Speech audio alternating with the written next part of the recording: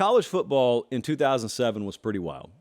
College football in 2027, no one knows really what it's going to look like, but I asked you guys on the last show, and then I took it to Twitter, if college football could only exist one way for the rest of time, would you rather it be the way it was in 2007 or the way it will be in 2027? Now, before Colin shows you the results, if you haven't already seen that poll, if you haven't already thought it through, think about what I'm talking about. I'm talking about the structure. I don't mean the specific results we got in 2007. I don't mean how your team did in 2007. I just mean you can take a version of college football for the rest of time. Do you want it to look like '07 or what 2027 will look like? Colin, show them the results. This was not close, and you know how much I detest that phraseology, but in this particular case, it wasn't even close. 2007, a runaway winner. And you guys wanted 2007 over 2027, 75% to 25%. And now this is not like a Judd song. Grandpa, I think is the name of that song. Yes, you can tell me about the good old days anytime you want to. I know how powerful a weapon nostalgia can be. I know. So I know that Meemaw used to tell me all the time, the past is always romanticized, and the future is always feared, even taking that into account. I prefer 2007. So I'm not just romanticizing the past. I remember the flaws. I remember what I liked and didn't like at the time. I'm still in love with '07 over what 2027 is going to look like. Now, there has been progress on some fronts in this sport. I'm just telling you where I land. You guys can tell me in the comments where you land. There certainly has been a lot of progress in certain areas.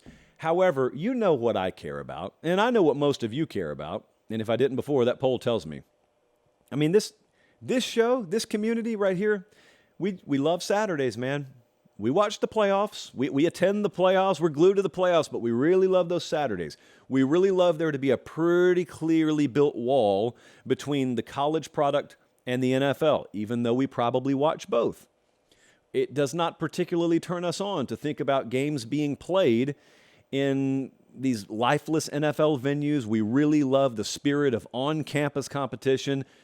And we really love a world where your entire self-worth as a program is not solely determined on whether you're in playoff contention or not. It's great to make the playoffs. Wonderful. But it's not the end-all, be-all. You can still have meaning. Games can still mean something without that. So that's one reason why I think a lot of people are gravitating towards '07 over 2027. The other thing is you're starting to see the trajectory of the sport, if left in the hands of those who currently have a grip on the sport. You're kind of seeing where we're headed. I forgot who put it out, but there was a really, really good kind of summary thread of tweets explaining how so many of these changes that are happening in the sport right now are not necessary. And anyone who tells you otherwise is lying to you. The SEC didn't have to add Texas and OU. Just like any kind of subsequent move like the Big Ten adding USC and UCLA, that stuff doesn't have to happen. It happens because it can. And so, like I explained 3 years ago when Colin and I were first starting this show here, I think it was during COVID, we did a segment on this, and I equated college football kind of to a nature preserve. If left to the laws and rules of the jungle, college football, much like that nature preserve, would go away very quickly, because that nature preserve has to have special rules and ordinances and carve-outs so that animals that otherwise wouldn't live in Nashville, Tennessee can live in Nashville, Tennessee and not get destroyed, and the land that they occupy doesn't get destroyed. That's what a nature preserve is. A collection of people, a community has decided, you know what? We want this here. And we understand that little three-toed sloth would stand no chance against a semi-truck coming in and unloading a bunch of steamrollers. Yeah, it'd be gone in a heartbeat. But we don't want that to happen because we love the nature preserve. It means something to our community. Well, in college football, if you really just followed rules and laws of the open market, this is kind of what would happen. Or free market, not open market. This is kind of what would happen. And there are some sound minds in the room that used to be a lot more vocal and a lot more audible rather than they are now, who have said for a long time, we kind of like the idea that Washington State can exist at the highest level of the sport. Don't necessarily think they're going to win a title, but that's okay. We like that idea. But not everyone likes that idea. Fortunately, we had kept those folks out of the room for a while. Now they're in the room. You know why? Progress. That's why. Because all change is progress, according to far too many people. So we put that poll up, and sure enough, there's the Cole Kublik text. This is an example of how not all change is progress. We put that poll up. We saw the 75-25 of those who supported taking college football back to what it used to be. And sure enough, in the comments, it was a bunch of people accusing you of fighting change, fighting progress, boomer this, boomer that. It's not always that, guys. It's really not. I'll even tell you, as someone who would love the '07 model more, there are elements of college football's game today I'd love to inject into 2007. So it's not like holistic in nature, but if you had to go A, B, choose one or the other, I'd go '07. Why? Got a huge college audience that probably has no clue why '07 is romanticized, and not just that year, that time period. Why is it romanticized? Well, for those of you who like competitive balance, let me tell you, we had a new champion every single year, just about, of the entire 2000s decade. I think we had, what was it, Jesse? It was Florida that repeated, and I think LSU repeated. But other than that, or USC did, but it was a split national championship. It was crazy. It was wild, wild times, kids. And also, you had this thing called regionality, territoriality. You had a thing that you would call West Coast football, and then a thing you would call Southern football, and a thing you would call Midwest football. And when you said those things, it meant something. Because college football, although not like it would have been a generation earlier, was still largely divided up based on territories. Kind of like pro wrestling in the 70s and 80s. It was a wonderful thing. Never had to change. If the right people were in charge, it wouldn't have changed. But, like I said, nothing perfect lasts forever, except in your memory, I guess. I loved that, though.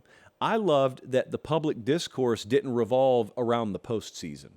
Everything that matters was not defined as how it related to the postseason. And right in line with that, I'll tell you something else that used to exist. And this is just a foreign concept. If you're 12 or 13 years old, and this is your generation that you're growing up in, you have no concept of what it meant in an era where every bowl had value. No one ever said meaningless bowl game. Those words just didn't come out of people's mouths because every tier of bowls meant something. Getting a bowl win, getting to a bowl, it meant something. Now, I'll tell you why it meant something. Because we also had a proper appreciation for tiers of success. To me, partly the playoff and partly the way the playoff was covered ruined this concept entirely. It used to be that we understood not every program can win a national title. It's stupid to think they can. And therefore, some teams, like Ohio State, should be graded success failure based on whether they're making the playoff or whether they're in the BCS chase or whatnot. But a team, and just pick one out of the blue. I don't know. I don't ever like to pick on anyone. Colorado. I don't know. Pick someone like that. Texas Tech.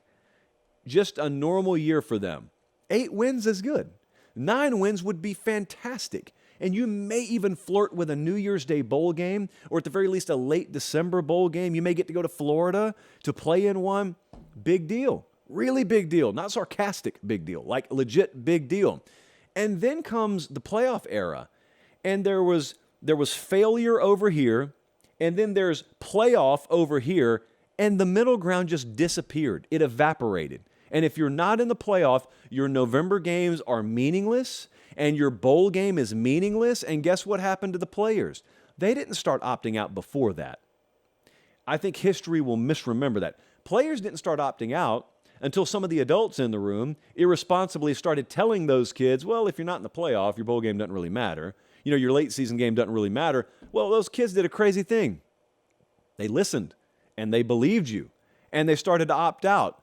And then the same folks who called games meaningless started chirping, oh, shame on those players for opting out. Shame on them for doing what? For listening to you? You started that. They didn't start that. So I missed that era.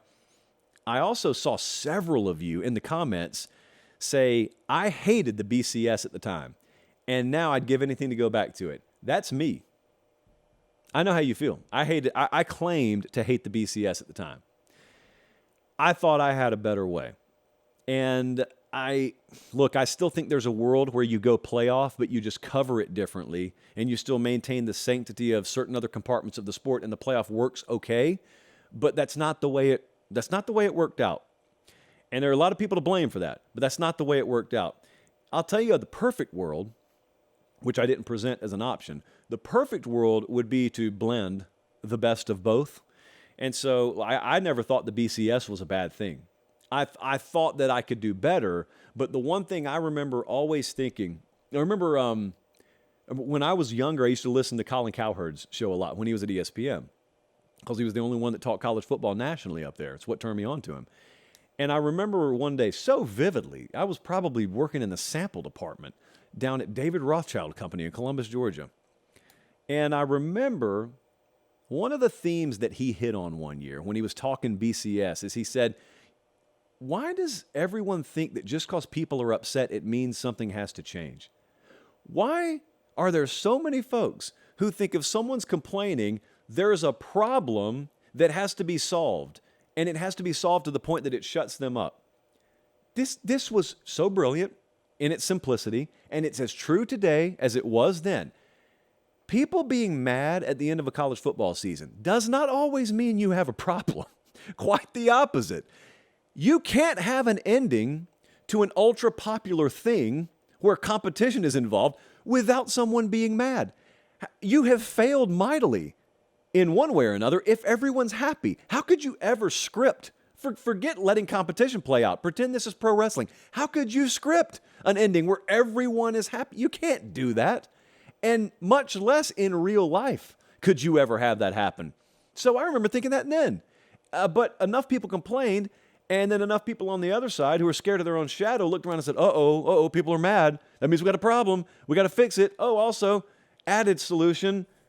I'm told that the fix will make us more rich. So that's great. By the way, we had a rematch in 2011 in the title game, so we certainly can't have that again. So out with the BCS, in with the college football playoff. I do not mind college football playoff expansion. Today, now, I'm talking about today. If you got to do it, do it. But if you could take me to 6, where you could still have number 1 and number 2 get a bye, you could still have a round of on-campus games, but you kept the BCS formula, that's what I love. Because auto bids are a trash concept, and I know some smart people disagree with me on that, some people I really respect. That's fine. But the BCS formula was not bad. It wasn't bad at all. Just because it made people mad, it was not bad. It rhymes, and it rhymes for a reason, because it makes sense. But also, if you expanded to 6, it wouldn't be the end of the world for me, because you'd still have a lot of urgency on those regular season games. You'd have reason to fight to get the 1 or 2 seed because you'd have first-round buys. We'd get some on-campus games, at least if I were college football commissioner, we would. But we wouldn't have auto bids. And that, you know what, that's a whole separate conversation. That auto bid thing, it's going to be a big topic of conversation the next 2 years. I'll tell you the one area where college football got it so wrong. Players' rights is where college football got it so wrong. You could have given 5 or 10% or 15%, and so many people in positions of power in college football for generations were unwilling to budge an inch because they never could have envisioned a day where decisions related to college football were handled in the courtroom instead of a boardroom in Indianapolis at NCAA headquarters. They thought they were immune from what the rest of the free world has to deal with litigiously, and they were never immune to it. It just took some people realizing what kind of power they had. You could have subverted it. You could have, but you didn't. And now, where are those people? Those people are long gone. Now we're sitting here holding the bag. What a wonderful time.